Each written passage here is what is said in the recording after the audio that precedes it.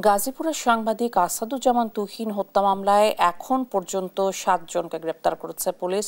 এ নিয়ে আরও জানাতে যুক্ত হচ্ছেন সহকর্মী এম নজরুল ইসলাম। নজরুল, গ্রেপ্তারকৃতদের পরিচয় সম্পর্কে কি জানা গেছে, আর হত্যাকাণ্ডের তদন্তে এখন পর্যন্ত পুলিশের অগ্রগতি কি?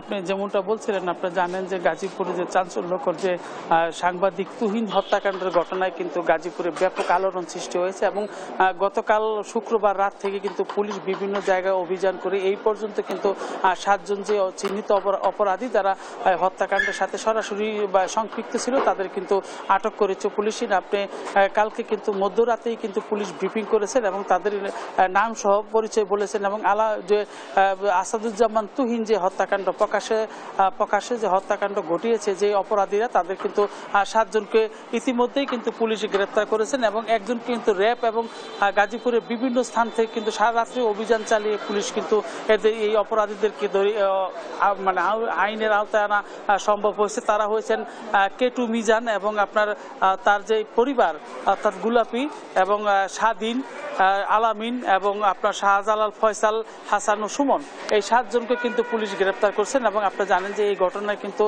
গাজীপুরে কিন্তু ব্যাপক আলোড়ন সৃষ্টি হয়েছে এবং আপনার যে এই ঘটনার পর থেকে কিন্তু পুলিশ তার নড়েচড়ে বসেছেন এবং সব জায়গায় আমরা দেখতে পেয়েছি যে পুলিশ কিন্তু সারা রাত্রকালকে অভিযান চালিয়েছেন এবং গাজীপুরের বিভিন্ন প্রান্তে কিন্তু আপনার এই অভিযান চালিয়েছেন এবং তাদের ভবানীপুর এলাকা থেকে বিভিন্ন স্থান থেকে কিন্তু তাদেরকে আলাদাভাবে গ্রেপ্তার করেছেন। আপনি জানেন যে তুহিন হত্যাকাণ্ডের পর থেকে পুলিশ কিন্তু তাদের এই বিষয়টিকে গুরুত্ব দিয়ে, অর্থাৎ এই বিষয়টিকে মানে গুরুত্ব দিয়ে বিভিন্ন এলাকায় কিন্তু তারা ব্যাপক অভিযান চালিয়ে কালকে রাত্রে কিন্তু টোকাই মিজান সহ তার পরিবার সহ কিন্তু ৭ জনকে গ্রেপ্তার করেছে। আপনারা জানেন যে চান্দনা চৌরাস্তায় কিন্তু ভিডিও ফুটেজ ধারণকে কেন্দ্র করে কিন্তু যে সাংবাদিক তুহিনকে কিন্তু নির্মমভাবে যেভাবে হত্যা করা হয়েছে, এর প্রতিবাদে কিন্তু আপনার গাজীপুর সহ সারা দেশেই মানববন্ধন, মিছিল, সমাবেশ হয়েছে। এর পাশাপাশি আমরা দেখতে পেয়েছি যে কালকে কিন্তু গাজীপুরে একটি জানাজা শেষে কিন্তু তার গ্রামের বাড়ি ময়মনসিংহে তার লাশ পাঠানো হয়েছে এবং সেখানে কিন্তু দাপন সম্পন্ন হয়েছে।